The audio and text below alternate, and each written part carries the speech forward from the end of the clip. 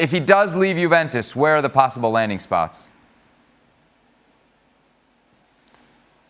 Look, right now, this is all purely speculative. It's people speculating about where he might go, but people always mention the same three sides. And I think people are just kind of throwing darts. They mention Paris Saint-Germain.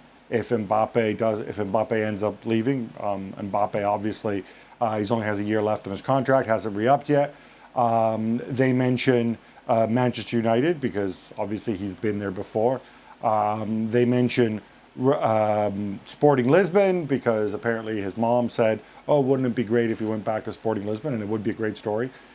And they mention Real Madrid because supposedly that's where Cristiano would love to go if he leaves Juventus. But to be honest, apart from Paris Saint-Germain, an Mbappe-less Paris Saint-Germain, which I think is highly unlikely because I think Mbappe is going to extend his deal, the other three options seem pretty far-fetched to me right now.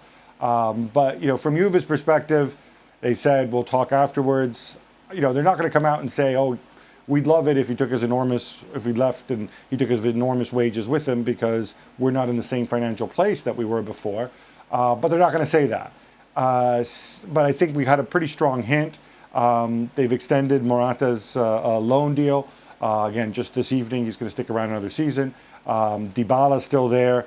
They're not going to move for another striker unless Cristiano moves. So the ball's very much in his court. He said he's going to start thinking about it after the Euros.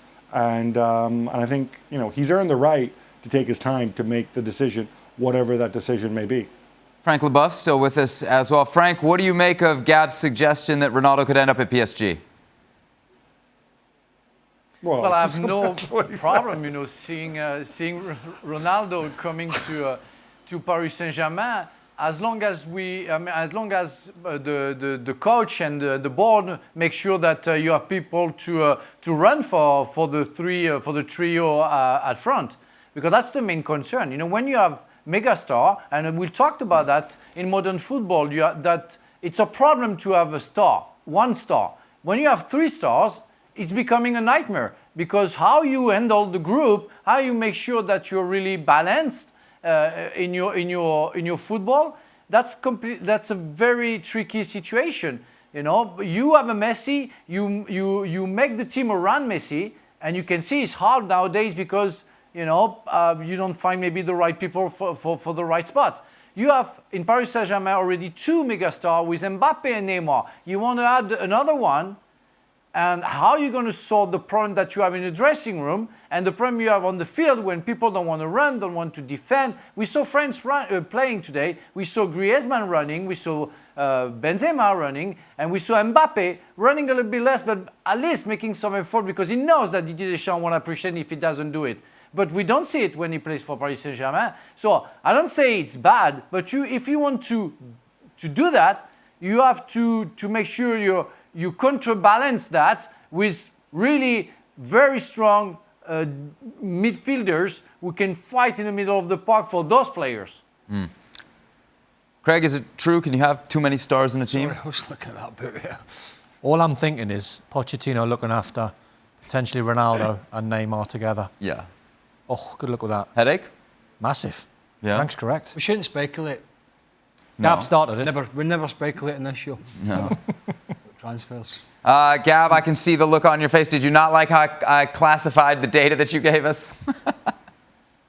Yeah, just for the avoidance of doubt, and this gets clipped later, and people, I'm not suggesting he's going to go to Paris Saint-Germain. I am saying this is the idle media talk that's out there if Kylian Mbappe leaves. Okay. I don't believe Kylian Mbappe is going to leave. I think he's going to extend his contract, as far as I know. I genuinely don't believe, by the way, and this is my supposition, that Cristiano has really put much thought into this at all. He knows he holds all the cards. He knows he's happy at Juventus. He's happy with Allegri coming back. He'll happily play out of his contract.